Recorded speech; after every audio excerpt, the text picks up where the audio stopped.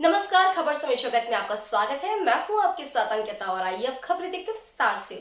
भोपाल सांसद साध्वी प्रज्ञा साध्वी का बयान सामने आया है। उन्होंने कहा कि हिंदू कम संतान पैदा कर रहे हैं, एक संतान पैदा कर रहे हैं, कुछ संतान की पैदा नहीं कर रहे हैं, वो अनाथालय से बच्चे ले रहे हैं।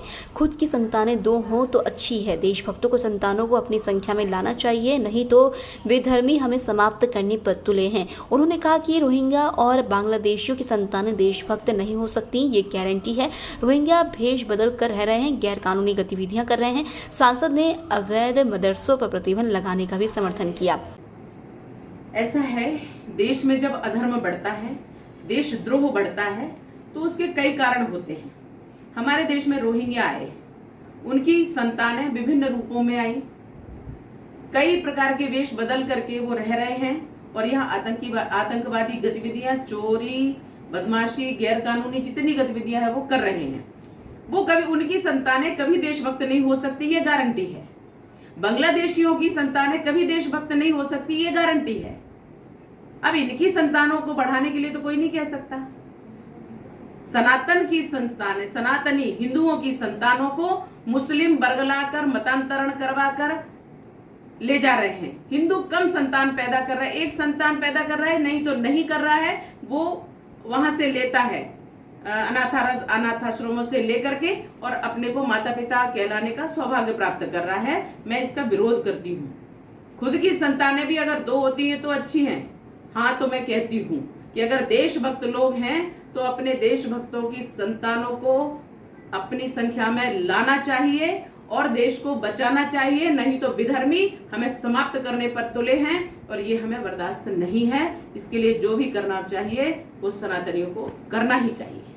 आप कोई कदम उठा रहे हैं, इसलिए आपने कुछ पाँच बच्चे पैदा करने की बातें साधु लोग बोलते हैं। अवसर जैसा आएगा हम बिल्कुल वैसा ही करेंगे। क्या कार्रवाई होना चाहिए? अवैध मदरसों को तत्काल बंद करना चाहिए और उस भूमि को खाली करवा करके लोगों के विकास में लगाना ही चाहिए। दूसरी बात यह है कि अवैध तो कुछ भी ठीक नहीं है।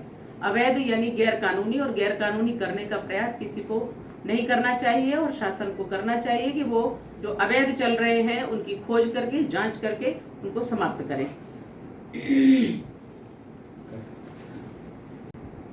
वो अपने षड्यंत्रों को पूरा करने के लिए प्रयास कर रहे हैं। उनके अनुसार जो दारुल हर्ब से दारुल इस्लाम में परिवर्तित करने का जो उनका सिद्धांत है वो उसको पूर्ण करने का प्रयास कर रहे हैं। और हर जगह जिस प्रकार से मतांतरण, लव जिहाद के केस और इस प्रकार की गतिविधियां, HUT की गतिविधियां, PFI की गतिविधियां ये सब चल रही हैं, तो उनको सबको देखते हुए मैं यही कहूंगी कि ये अंदरूनी तौर पर एक संगठन पर प्रतिबंध लगता है तो कई और खड़े हो जाते हैं।